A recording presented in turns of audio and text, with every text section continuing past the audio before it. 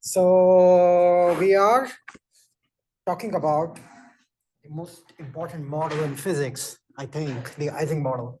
Unless you are a particle physicist, then it will be like standard model is more important. So just to remind you, the Ising model is an arrangement of spins, up spins, down spins, or plus signs, minus signs. These could be things along 1D. It could be things that are looking like this, or it could be in 2D, and you have random values of the spins, or maybe they are not random, something else is going on. In 2D, you could have different sorts of lattices. You could have, like the one I drew on the left is a square lattice. You could have some sort of hexagonal lattice. So the number of interactions is now different. And you could have this in 3D. And the whole question is this ordered or is this disordered? What are the phases that can exist in this system? And when does the phase transition happen? The phase transition happens at a temperature which is known as the critical temperature. What is the value of the critical temperature? What happens to thermodynamic observables around critical temperatures? The reason why people are so fascinated by Ising model is because physics tends to display a lot of universality. It does not matter what is the underlying phenomenon you are modeling into an Ising model.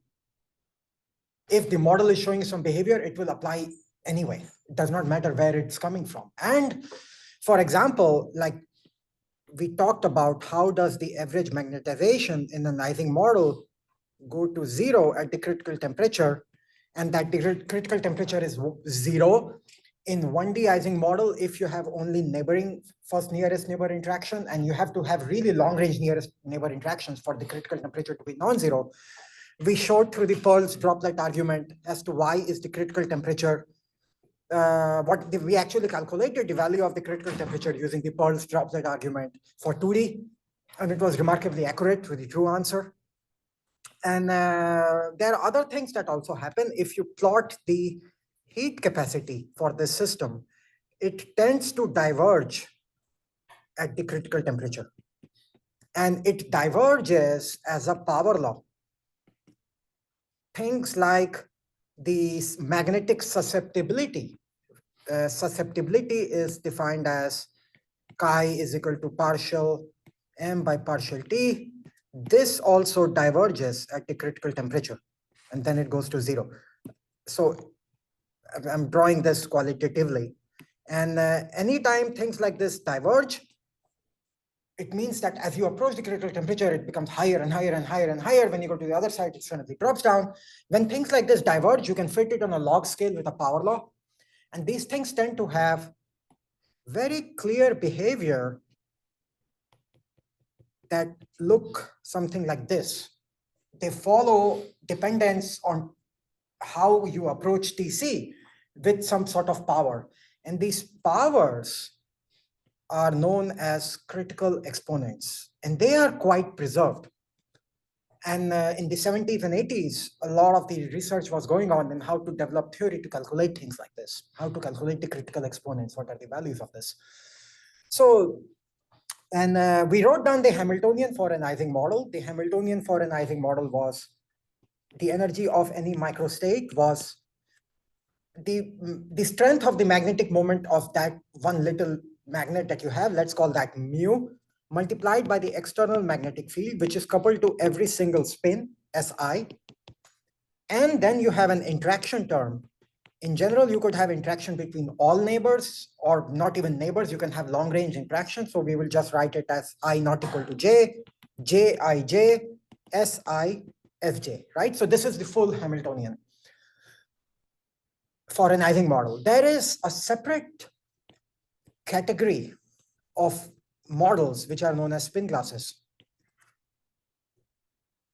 I was actually reading this book this morning. Many of you will read it at some point. It's a fantastic book by Paul Chaikin and Lubinsky. It's the most important book on condensed matter physics.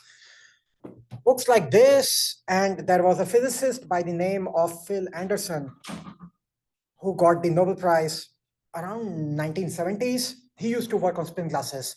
Spin glasses are fascinating. What they do there is to take this Jij. So currently our Jij is some number, right? We do not worry about what are the values of that. It's positive or it's negative, but we don't give much changes to it. In spin glasses, Jij is random. It's drawn from a complete random probability distribution. So the nature of interaction itself is random. And they exhibit what is known as quench disorder, and people still study things like this.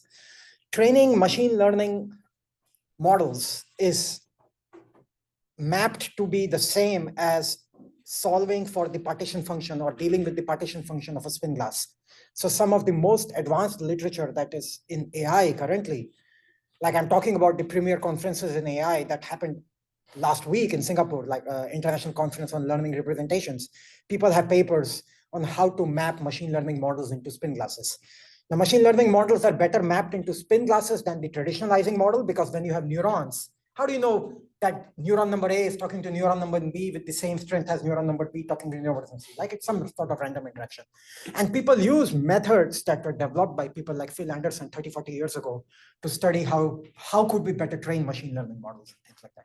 So we won't be talking about spin glasses and things like that, but I just wanted to mention that the little bit of Ising model that we are doing here, you will come across things that will remind you, if you stay in science, and I hope you do, or you become a politician. Those are the two things I approve of. Okay, stay in science or become a politician. Don't do anything else. Don't become a consultant for Boston Consultancy Group. That's the worst job. Sorry if any of your parents are consultants. Really don't like consultants. No, don't be their evil. Huh? No, don't be their evil. Yeah. I'm related to some consultants. No, my family is full of consultants. So my family is full of consultants, and they seem very interested until they are not, you know. Anyway, so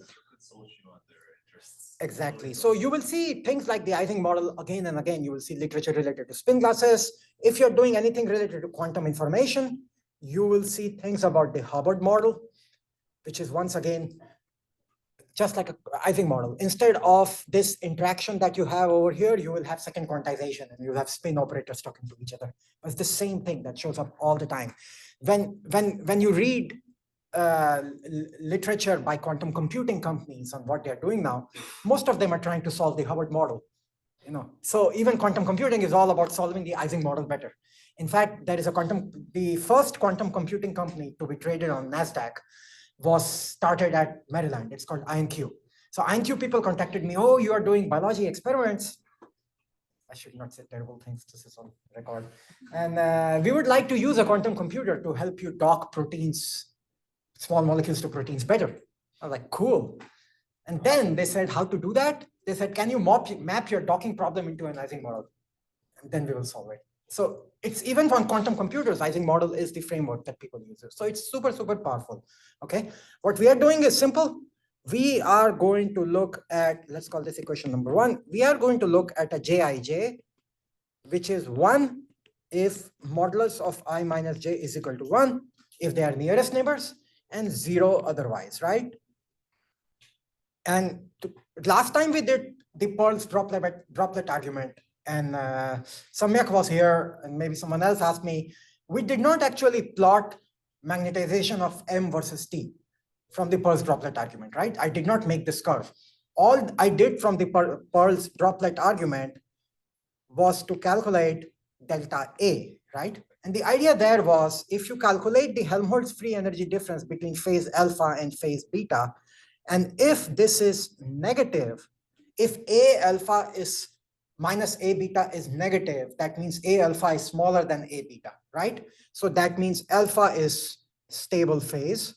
If this is positive, beta is stable phase, right? And the point being that if you can find a value where the free energy is undergoing a change from positive to negative, that is the phase coexistence part, right? So that's where you have a phase transition. If your free energy difference is always negative or always positive, then you don't have free energies, right? So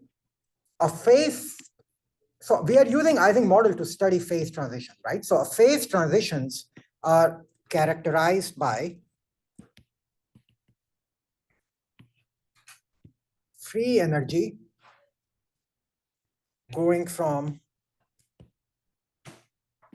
positive to negative. If the free energy is always positive the delta free energy, the free energy between two phases, right? If the free energy is always positive or always negative, you don't have a free phase energy. Go ahead. I have a question. So if we're working in a different ensemble, like where you would use the Gibbs free energy or the Graham potential instead, Yeah. would those potentials being equal to zero, or would those free energies being Sure, equal to it's zero? the same thing. Okay. It's the same thing. So now, when a function goes to zero, you can also look at what happens to the derivative of delta free energy at the transition point. Why do you expect the derivative of the free energy? Why would we even care about this? When we have a phase, let's imagine we have a phase boundary in some pressure temperature phase diagram, and we are going from alpha to beta, right?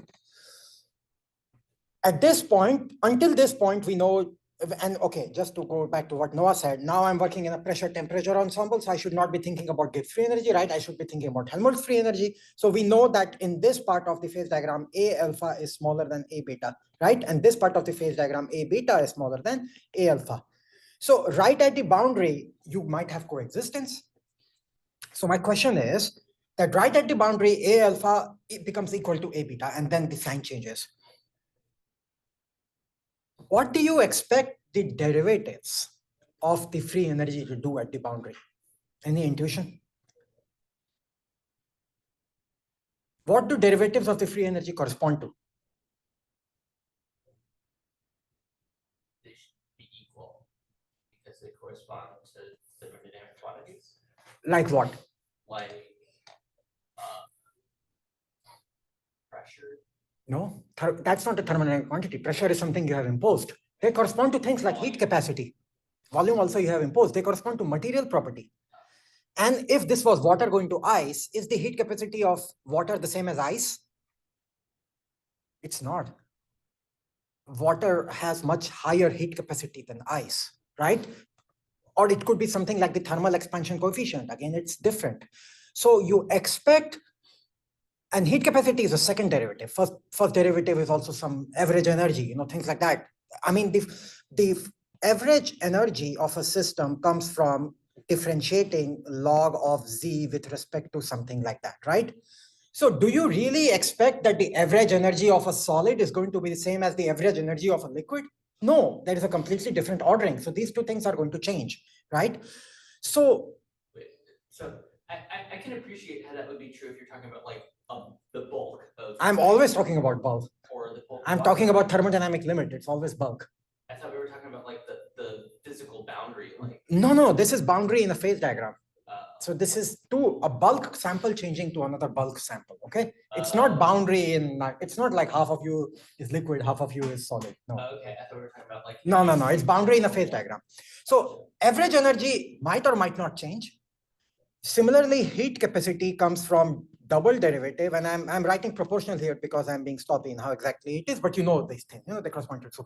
So we expect that the first derivative, the second derivative, they are also going to change. So there is a whole classification of phase transition, which is known as Ehrenfest's classification. You have probably seen his name more in quantum mechanics, right? Ehrenfest correspondence principle and things like that. And this leads to the order of a phase transition. And here, I'm not going to ask about this in the exam or anything, but this is something you will see people talking about a first order phase transition, a second order phase transition. So I want you to be aware of what this is. So, and I myself forget what exactly is the nomenclature. So that's why I'm opening up Wikipedia so I can write it down over here. And a lot of people say, oh, we don't like this classification. And for some reason, people don't like to use this classification system, but it is still used. 1 second, let's find it. Paul Ehrenfest classified phase transitions based on the behavior of the thermodynamic free energy. Under this scheme, phase transitions were labeled by the lowest derivative of the free energy that is discontinuous, okay? Which lowest derivative of free energy shows discontinuity. It cannot be, you cannot have a zeroth order phase transition. Zeroth order phase transition means that the zeroth derivative of the free energy shows a discontinuity. That's not going to happen, right? I mean, because the free energy is going to be the same, right? So if you think about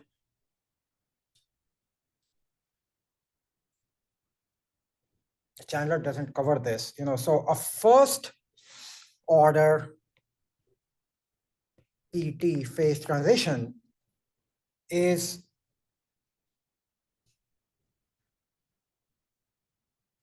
generally, I wrote energy above here, but the most typical example of this is density has a discontinuity. So the phase transitions that we are most aware of, melting, vaporization, things like that, they are all first order phase transitions, right? But they are not the only type of phase transitions. So this would be melting, vaporization, anything where you have a bulk change in the density of the system itself. Second order phase transition means that the first derivative of the free energy does not have a discontinuity. That changes continuously. Is the second derivative of the free energy which has a phase transition. And this Ising model type magnetic transitions that we study are actually second order phase transitions. So the bulk system, the density does not have a change. It's the heat capacity that goes up. In fact, you can see that we just drew it over here. The magnetization does not have a discontinuity, right? The average magnetization comes from the first derivative of the free energy, right? That is similar to average energy. Average magnetization is smoothly going to zero. It's the heat capacity which has a discontinuity, which goes to plus infinity from one side, and then that has another behavior on the other side. And similarly, you could have third order phase transitions, fourth order phase transitions. So this is the Ahrenfest classification. If you ever see, one second, in a research paper you're reading, you know what you're looking at. You're looking at which derivative of the free energy has a discontinuity. Go ahead. Can you have a fractional order? Oh yeah, you can do anything. I told you last time about 3.99 dimensions, which just means it's crazy town. Anything can happen. Yeah, you can't just have. I will up your bet, up your claim. You can't just have fractional. You can have fractal order in phase transitions. People talk about things like that also. There's a whole bunch of things that go on. But so that's the classification of phase transitions, Ahrenfest classification. I'm not going to ask you about this. I'm not going to give an example where you need to know what exactly this means, but this is something, why are you doing this course? Well, you are forced to. Some of you are probably doing it because you're forced to, but also StatMech is sort of a machinery that you use in your research, right? So I'm just trying to give you tools that you can use elsewhere. And this classification of a phase transition or order of a phase transition is one of them. So now let's get back to our Ising model. We have E nu is equal to minus mu h I si minus summation I not equal to j jij si sj. And we are working with first nearest neighbor interactions only. So jij is equal to 1. If I minus j is equal to 1 and it's 0 otherwise. Okay, so we want to work with this, and we want to do something we were not able to do with the Pearl's droplet argument. So for the Pearl's droplet argument, we were looking at magnetization. What is magnetization? Magnetization is sum over the average magnetization is going to every spin, calculating the average value of that spin, summing it over and divided by n, right? So instead of this, I'm going to look at S for any one spin, how it changes. And for this system, we expect that at ground state, this is a ferromagnetic interaction. So at ground state, everything should be aligned. So the modulus of, if you're really careful, you should really write down here modulus of the spin, but we will just write it like this for now. And we will visit this point later today. So this goes as something like this. At t is equal to tc, it becomes 0. And power laws dictate what exactly is the nature of this deviation to 0. So last time we did not calculate average S. We just calculated the point at which delta A becomes 0. And we showed that there is such a point in 2D using Pearl's droplet argument. Today, we actually want to calculate average S. So and we are going to assume here that on an average, you all behave the same way if you were spins, right? So looking at average S is the same as looking at average S1 for any one spin. And we have lots and lots of spins, so it does not, S1 is not, it's not like a flat earth thing where one is on the edge of the earth or something like that. There's like so many, there is no problem. We look at any one of them. How would I calculate S1? S1 would be going to every microstate of the whole system, not just microstate corresponding to spin 1, but microstate for all spins, looking at the value of spin 1 in that microstate multiplied by the probability of that microstate, right? So let's write it down explicitly. What does microstate nu mean? That means S1, S2, Sn, as many spins as you have to look at all possible values they might take, plus minus 1. In any such combination, you have to look at the value of S1. Then you have to multiply it by P nu. What is P nu? P nu is e to the power minus beta E nu divided by Z, the partition function. And what is E nu? E nu is this formula, equation number 1. So if I write this all down, it's going to look something horrendous. It's going to look Z e to the power minus beta minus mu h summation over Si minus K minus J. And if you're trying desperately to write this one, don't worry, because we are not going to use this. The whole point is to show that this is horrible. We don't want to go this way. It's a complicated, horrible summation, right? If you want to calculate this, because you cannot just calculate the average value of spin 1 by looking at what spin 1 is doing. The energy of a microstate comes from what everything else is doing. Even though spin 1 reacts, even though Didi only talks to Tucker, and Tucker only talks to Tyler, and Tyler only talks to Ami, and Ami only talks to Vivian. But if I want to figure out what is Didi doing on an average, I want to know what is Tucker doing. But then for that, I need to know what is Tyler doing. And for that, I need to know what Ami is doing and things like that. So it's super complicated. I have to go and look at everything. And every time I do that, I have to go and carry out this summation for the whole loop, for everything in the lattice. And this is going to, so basically you can think of it, when I have a postdoc applied to my group, and now things have changed with ChatGPT.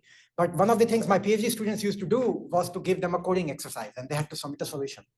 And the first kiss of death was if they used a for loop inside a for loop. My students would like scream and howl. They would get so angry. Because it's the slowest way of doing anything, right? If you have a for loop inside a for loop, and you're looping over a very large number of things, it will just explode as order n squared. So this is, if you were to do this manually, this is a for loop inside a for loop situation. It's horrible. You cannot do this. This is computationally basically impossible. And this is why, so in Chandler's book, and I really recommend working through this if you have enjoyed this course, there is this problem. So currently we are in, I don't know what chapter are we in? In some chapter. Phase transition, chapter 5. We did chapter 7 before chapter 5. So in chapter 5, if you go to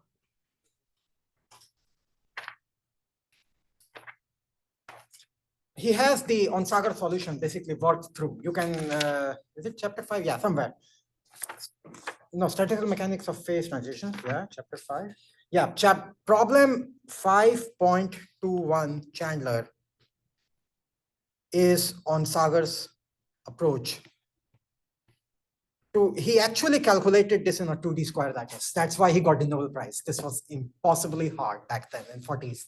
And he was able to do this. In 3D, no one can do this. No one has been able to do this. We only have an estimate of how much this should look through computer simulations and things like that. And renormalization group theory, which I will talk about, gives you a good sense of how it will be, right? So this is a horrible summation. We are going to solve it. Pearl's droplet argument gave us a sense that, yes, there is a critical temperature and we can calculate it. But now what we will do is to use two methods to calculate it. One is mean field theory, And in Tuesday's class, Tuesday we have two classes, one in the morning, one in the evening. We will look at it using renormalization group theory. Mean field theory it goes back to someone named Landau, Lev Landau, who got the Nobel Prize ages ago. And yeah, you have a question? No? Okay. You can still ask him. Well, I was gonna ask, like, how much is the presentation? There's only 5 minutes. That means it's still an hour. The next one. Yeah. Yeah. Yeah, that's good though, right? That's my fault. I just also think about it. That's okay. I appreciate loud thoughts. You will have presentations, but also remember people will be asking you. The other reason why I'm not following Atli's suggestion of doing presentations recorded is because if we did it recorded, there is no way you would read any of the other papers, right? Now you would be forced to look at, oh, so-and-so's group's presentation was cool. It will be an opportunity for you to learn about it, right? So even though it's 25 minutes, there will be some interruptions and things like that, you know. And last year I was not able to cover a couple of things which where I wanted to. So yeah, there will be pizza. It'll be fine. It's not going to be.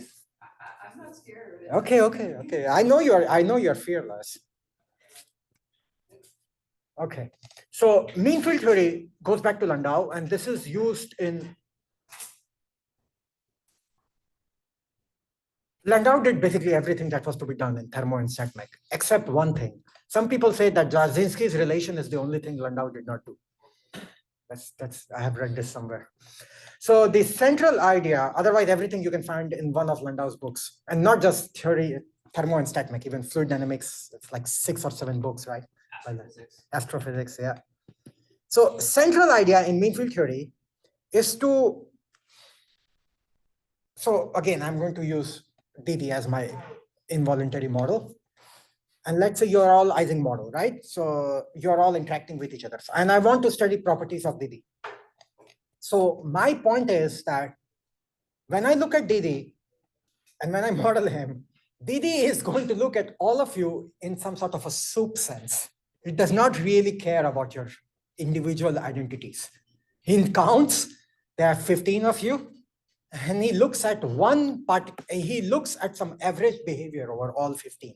You think that DD really cares about you, but he doesn't. Okay, wow. He is looking at you, yeah.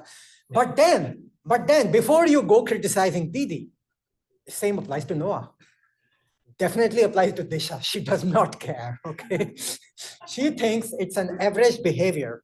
So if I have spins like this, some 2D, 3D, whatever, and I'm just going to focus on this one, this particular spin, when it looks at everything else that's surrounding it, it's going to look at some average of this, okay? Now I go to some other spin over here. This is now going to look at every other spin that surrounds it, right? It's also going to look at some average. The main idea in mean field theory is these averages are the same. So all of them, DD is going to average everyone out and look at their behavior together. Disha is going to average everyone out and look at their behavior together. And we are going to assume that these average behaviors are sort of the same. It's a mean field experienced by every spin.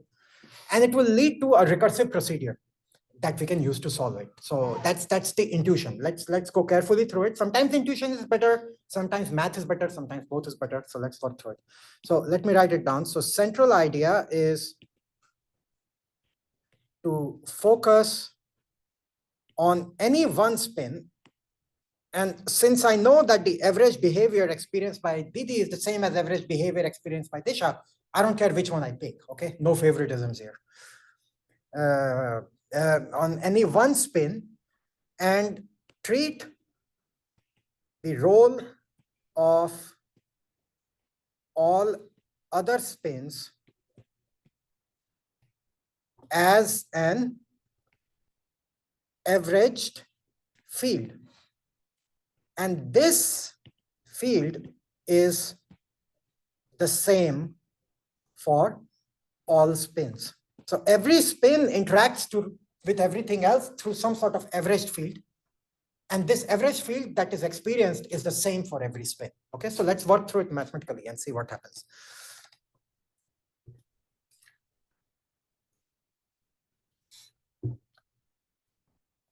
So our equation 1 said E nu is minus mu h summation Si minus I not equal to j, Jij, Si, Sj. Okay. Let's write this equation in a slightly different manner. The first one I'm going to write down the same way, minus mu h summation over all I Si. The second one, when I write I not equal to j under one summation, it's actually a double summation, right? We are first going through all the i's and then we are looking at all the j's, which are not the same as i's, right? So this can be written as summation I, summation j not equal to I, Jij, Si, Sj, right? So it's like a double integral. Notice that Si can be brought out here now, right? Because this summation cares only about j, right? So let me write this down as minus mu h summation I Si minus I Si can be brought down outside the internal summation, summing over all j not equal to I, Jij, Sj. We cannot bring Jij out, right? Because Jij depends on what j you are at. Sj, of course, depends on what j you are at. Si does not depend on what j you are at. Si is a different random variable. So we bring it out, okay? Let me write down this equation on the next page.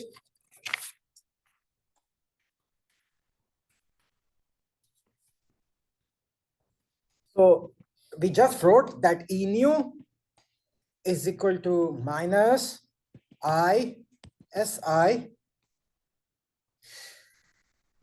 And now I bring the mu h inside. Why? You'll see in a moment. It's just a number, right? So I can bring it inside. H is the external magnetic field and mu is the strength of any given magnet, and which does not depend on I. Minus I Si j not equal to I, Jij, Fj, right? This is what I wrote. Now look at the structure of this thing. You have summation over I here, you also have summation over I here, and you have Si in both of them, right? So we can combine them and write this in the following form. We can write this as minus summation I Si multiplied by mu h plus j not equal to I, Jij, Sj, right?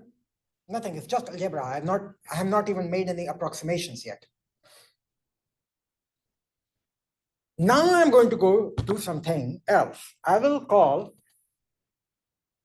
all of this, I will give it a name. Mu h does not depend on I or j, right? Mu h is just a number. The second part of the summation, does it depend on j? No. You have summed out the j. For any given I, you have summed over the j, right? So it's like an integral where you have integrated out the other variable. So this thing together depends only on I. It is some function, we are going to call it hi, okay? Because j is summed out.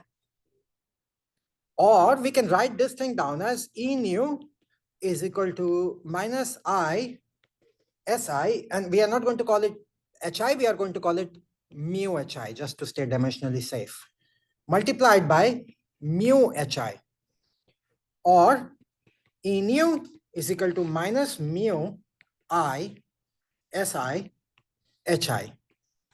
Let's call this equation 2. At this point, you should be like, wait a minute, something very funky happened. This was equation 1, and I have equation 2. If you just compare equation 1 to equation 2, what is the first thing that strikes you? In equation 1, the first term is how the magnetic moments couple to the external magnetic field. And the second term is the interaction between the spins. In the second equation, however, there is no Jij. If you are not careful and if you ignore that this is not hi, this is hi and not h, then it is There is absolutely no interaction. This is as if every magnetic field is simply interacting with the external magnetic field. But now also it is something very interesting. You have gotten rid of the interactions as if it's not actually true, because what you have done here is you have added HI is now a site dependent magnetic field. So you have gotten rid of interactions. And that is the intuitive idea I was telling you earlier. So let's go back to Didi. Didi is experiencing an interaction. I'm the external magnetic field here, right? Clearly. So he's listening to me and he's also listening to all of you. There is some interaction. But now that is coupled and he's adding it to me and looking at an overall external magnetic field, right? That's the idea. So this is HI. So we have just simplified the form. This does not help us. This happens a lot when people sometimes write down some complicated differential equation and say, of course, the solution of this differential equation can be written using these propagators, but that does not help you. It's just some formal solution. It does not tell you how to actually solve it. This is not telling you how to solve it. Why? Because HI itself depends on all possible S's, right? So this is, it's not that you have solve for X and you have X on the left side and everything else on the right side. No, the X is deeply inside the summation of the right side also. But that's what we are going to try to solve now. Okay. So what is HI? HI, so mu HI is mu H plus summation J not equal to I, J, I, J, Fj. So we are thinking about the site dependent magnetic field. So HI itself is H plus summation J not equal to I, J, I, J, Fj divided by mu. So far there is no mean field theory. This is all exact. We have made no approximations. Mean field theory comes in and says, well, look, this HI is going to be horrible to deal with. You have come up with an equation too, which looks simple, but you haven't done anything. It's horrible. How about you instead look at the average value of the HI? Maybe that helps you with something. So what will be the average value of HI? Average value of HI, let's call this equation. I should do some,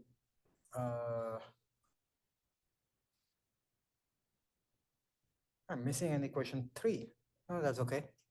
Let's call this equation 4. There is no equation 3. So average value of HI, what will that be? Average value of HI will be average value of H. Average value of H is just H. That's the external thing. That is not site dependent. And remember, what are we averaging over here? We are averaging over all microstates of the system, right?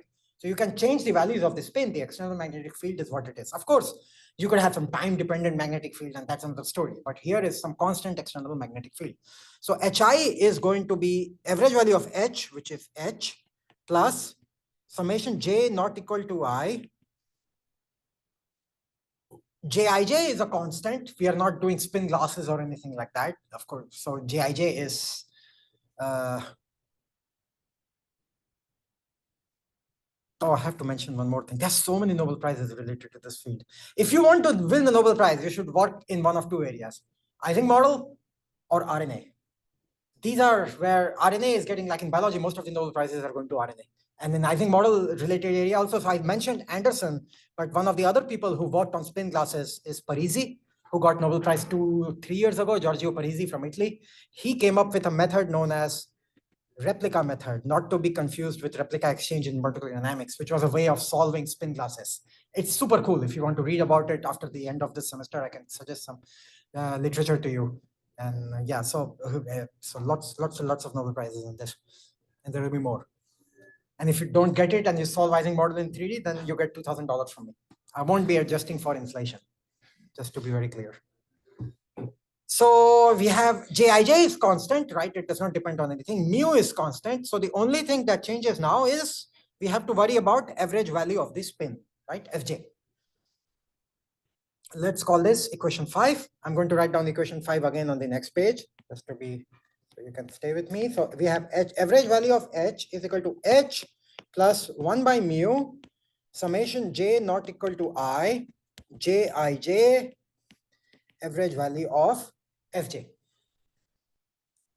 So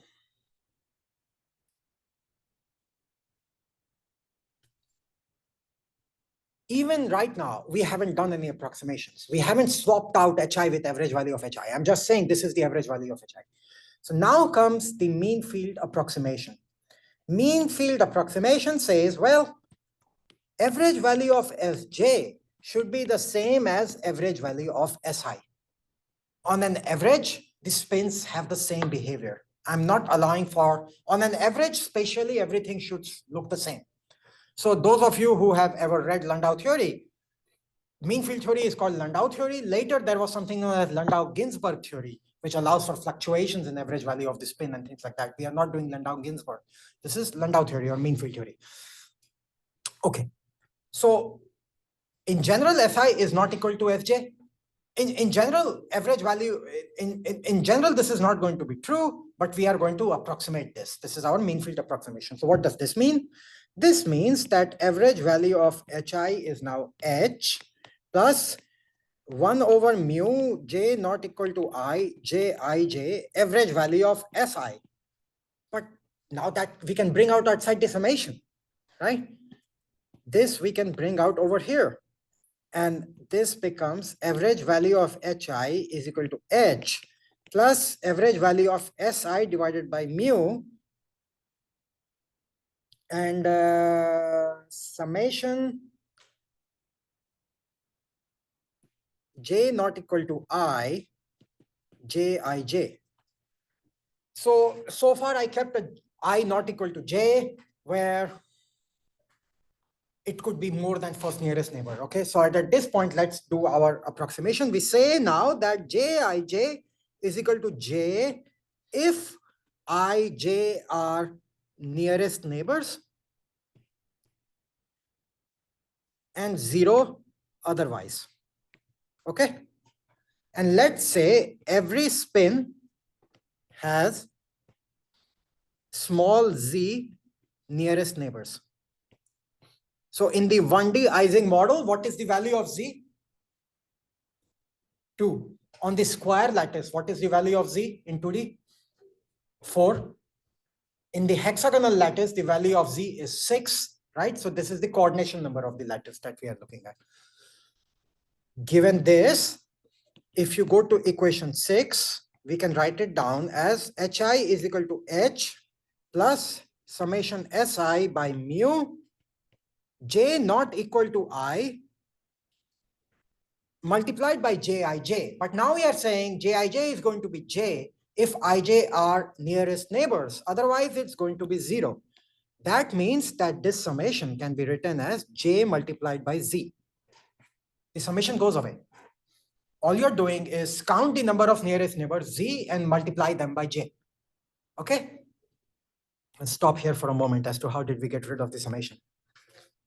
Where z is equal to 2 for 1D Ising with nearest neighbor, 4 for 2D square Ising, 6 for 2D hexagonal Ising. At this point, Vivian is really dying to ask me the question, does that mean that a 3D lattice where the z is equal to 6 will show the same behavior as a 2D lattice where z is equal to 6? Vivian, maybe. You asked the same question last time, right? As per mean field theory, yes, there is no difference in the dimensionality. The dimensionality here is coming only through z. Apart from that, there is no difference. Okay? So everyone happy with equation 7? I mean, as happy as you can be.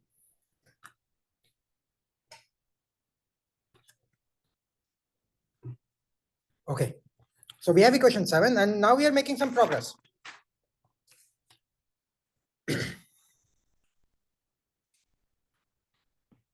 So equation 7 says that average value of Hi is H plus Jz, not to be confused with the wrapper, by mu multiplied by the average value of spin Si, right? This is equation number 7.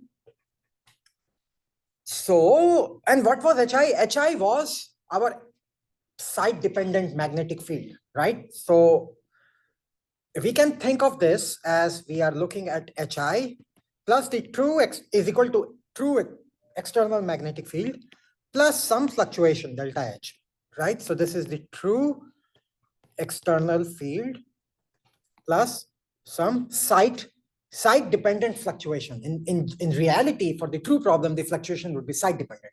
But now since we assumed average SI is equal to Fj, this fluctuation is no longer site dependent, okay? So we can go back to our equation that the deceptive equation number 2, where we wrote down E nu is equal to minus summation SI HI, right? So we can go to equation 2, which says E nu is equal to minus mu summation I SI HI. So our first mean field approximation number 1 was this one, that average Fj is the same as average Si. Mean field approximation 2 is to replace Hi with the average value of Hi. Okay, we don't look at how it changes, how it fluctuates. I mean using the word fluctuation here, but you know what I mean. It's the average value of Hi. So this means that we are now going to write E nu as minus mu summation I Si multiplied by average Hi. But what is average Hi? Average Hi is H plus Jz by mu multiplied by average Si, right?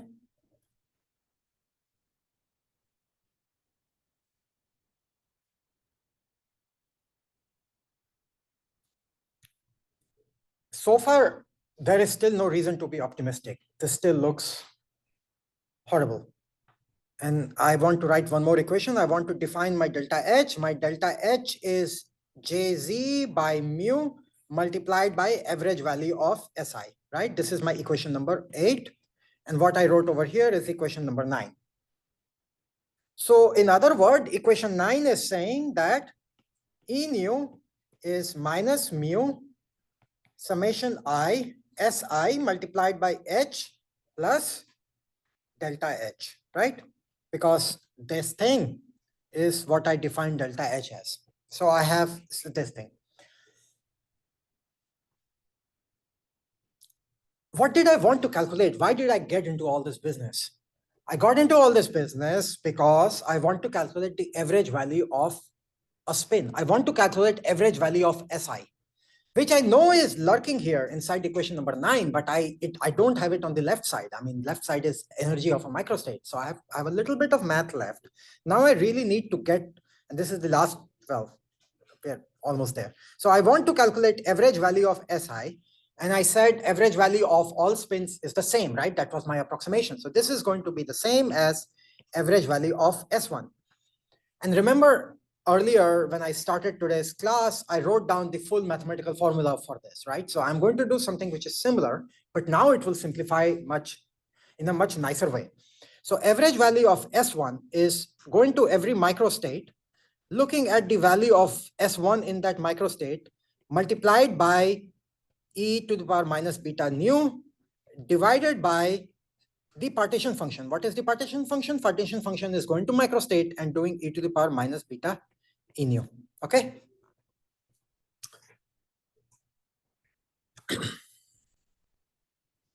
Let's call this equation 9a.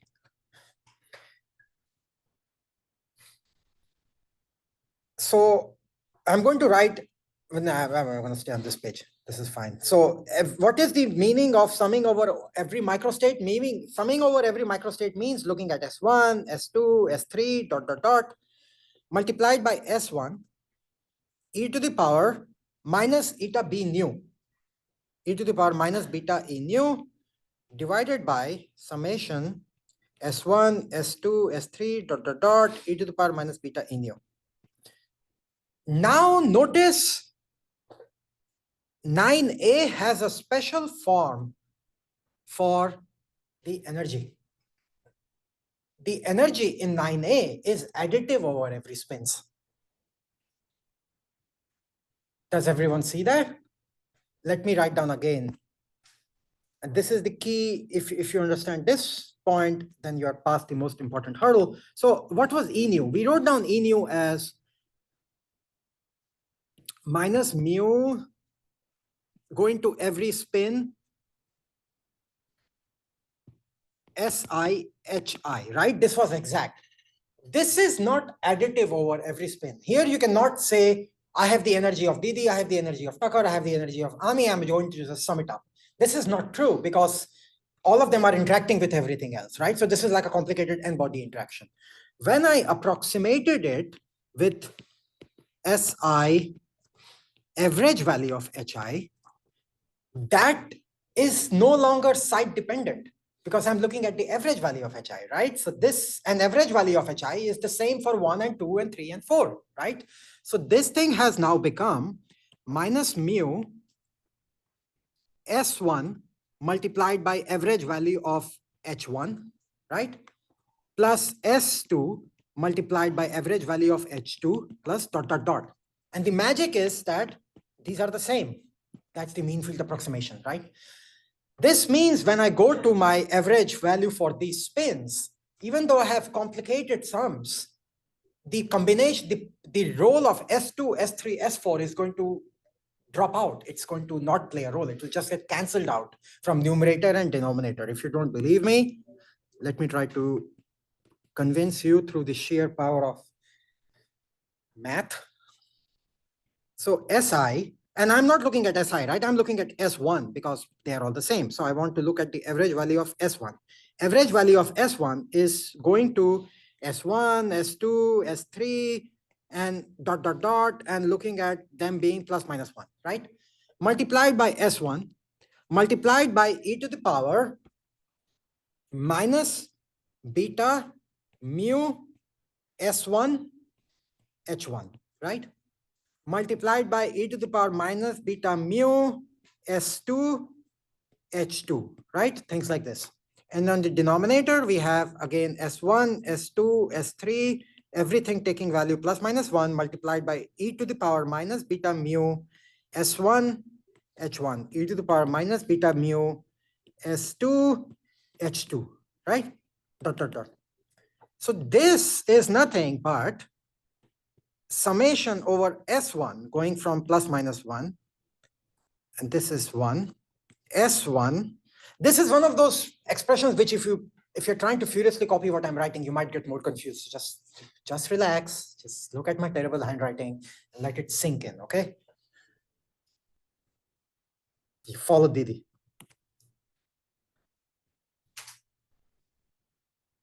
E to the power minus beta mu S1 H1. And all of the other stuff can be brought outside because in the exponential, it's a sum of things, right? So all of the other stuff, S2, S3, e to the power minus beta mu, S2, H2, minus beta mu, S3, H3, dot, dot, dot, okay? We are not even using that. Well, what we are using here is that average value of H2 does not depend on S1 explicitly. It can be removed because it's some averaged out thing. Divided by summation S1 is equal to plus minus 1. Now the only difference is we don't have S1 in the denominator because it's a partition function. E to the power minus beta mu S1 average value of H1 multiplied by S2, S3 dot, dot, dot, e to the power minus beta mu S2, H2 minus beta mu S3, H3. Long story short, these things cancel out. S2, S3, S4, S5, S49,088, they all cancel away. You are left with something that depends only on S1, plus minus 1. And that's not a horrible combination because S1 can take only plus minus 1. Oh yeah, when I mentioned other related models, I forgot to mention Potts model. Potts model is a generalization of Ising model because you might say, why do I have my magnet should be only up and down? Maybe they can go along a clock, right? Maybe they can rotate. That's a Potts model. It sounds complicated, but it's really not that hard. So when I was an undergrad, one of my research projects was modeling an alloy with two chemicals, A and B. So it could be either A or B. So for that, I used the Ising model. If it's A, I call it +1. If it's B, I call it minus B. But then this alloy was in a grain which could rotate in any direction. So I added a second spin which was a pot spin, and then I had Ising-Potts coupled interaction, and you can do all sorts of funky things. So we are now going to so now we have something interesting. We have average of S1 on the left side, and then we have a relatively simpler summation, and that we are actually going to work through. So we just showed that average value of S1 is summation S1 is equal to plus minus 1, S1 e to the power minus beta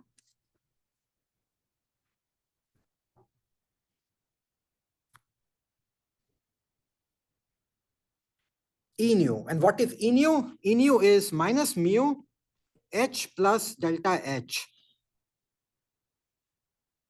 whole thing multiplied by S1, right?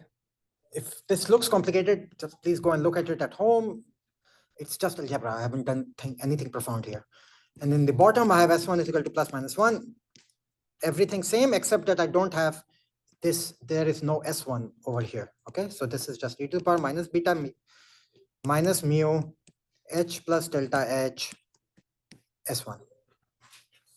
So we don't need to carry out we don't need to keep writing the summations, because we can actually put in the value of S1 and see what do we get here. And that turns out to be quite nice. When we put in S1 is equal to plus 1, this becomes plus 1 multiplied by e to the power. So in this summation, when S1 is equal to plus 1, this will become minus multiplied by plus. It will be a plus sign overall, right? So this will become e to the power plus beta mu H plus delta H. And then you will have minus 1 corresponding to S1 is equal to minus 1. And the sign will be different in the exponential, minus beta mu H plus delta H. Divided by denominator will be the same, except now you don't have this plus 1 and minus 1 showing up. It will be exactly the same thing. So this will be e to the power plus beta mu H plus delta H plus e to the power minus beta mu H plus delta H. This beta mu H plus delta H keeps to be showing all the time. Let's give it a simple name.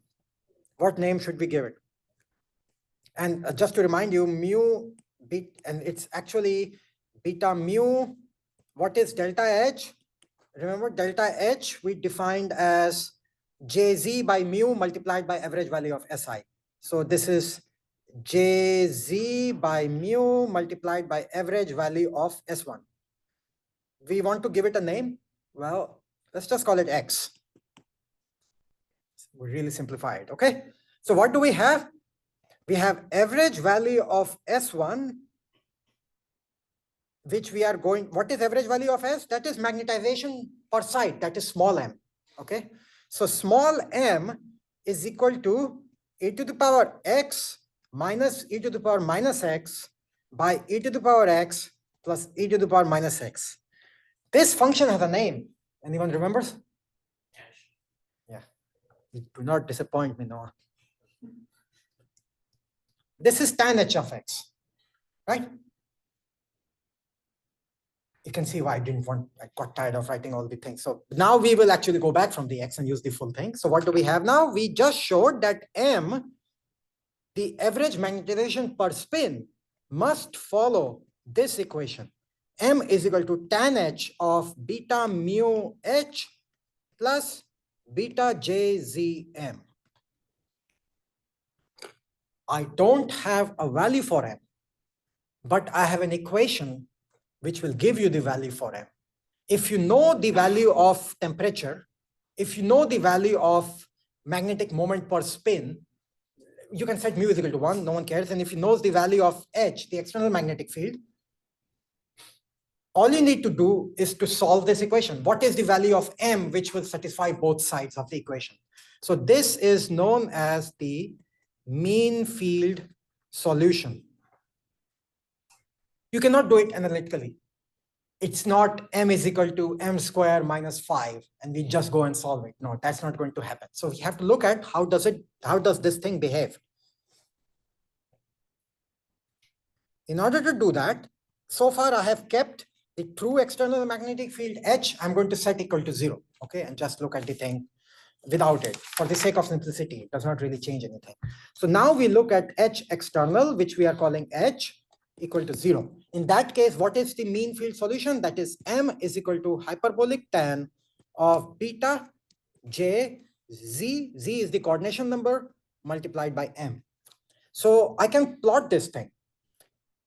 I can plot on the left side, on the x-axis M, and on the y-axis, I can plot tan H of beta JZM. If you plot this, you will find, and in this, let's also plot the line M is equal to M, okay? Y is equal to X, that line. If beta JZ is smaller than 1, this thing looks like follow. If beta JZ is smaller than 1, it stays under the M is equal to M line. It never intersects it. If beta JZ is more than 1, it intersects it. It always intersects it at 0. That's a trivial solution, which is not a good solution. But in order for these two, so what am I doing here geometrically? I'm drawing the left side, which is M, and I'm drawing the right side, which is tan H of beta JZM, and I'm asking you to believe me, if you were to go and plot the hyperbolic tan, that for beta JZ more than 1, this equation has a non-trivial solution. Mean field equation has a non-trivial solution when beta JZ is more than 1. Which means that you can have a non-zero magnetization only if beta JZ is more than 1. If beta JZ is smaller than 1, the only solution is average magnetization is equal to 0. So in other words, beta JZ more than 1 permits only the disordered phase. On an average, you must have 0 magnetic moment. Beta JZ more than 1 sounds like something abstract, but it's not quite abstract, because what is beta? Beta is 1 over kBt, right? So this is saying that JZ more than kB, JZ by kBt more than 1, or T less than JZ by kB has no. What did I do? I did something wrong. Oh, terrible.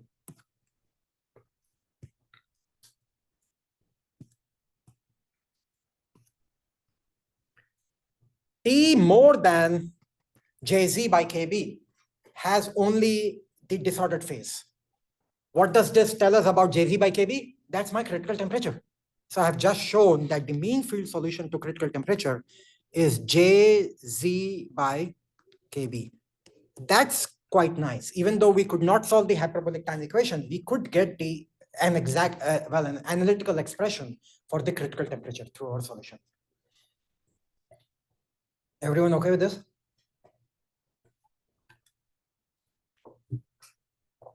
I'm basically done. I want to just write down the values for this in different dimensions and tell you how it behaves.